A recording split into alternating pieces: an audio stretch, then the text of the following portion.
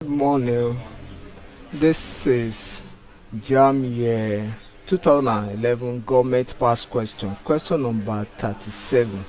Now, question number 37 says the component unit of the Nigerian Federation comprise dash.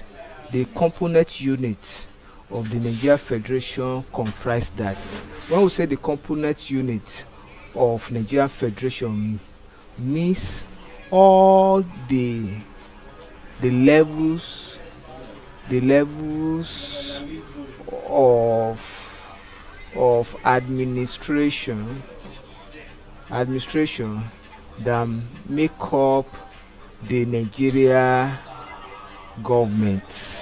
That is what we refer to as component units. The option A says federal, state, local government and federal capital territory. Option B say federal capital territory, national assembly, supreme court and civil service.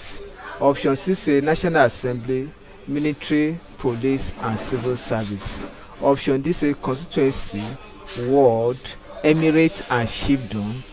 So the correct option that comprise the component unit that form the Nigeria Federation is option A, which is federal, state, local government and federal capital territory. So option A is correct. Thank you and God bless you. Kindly subscribe for more videos.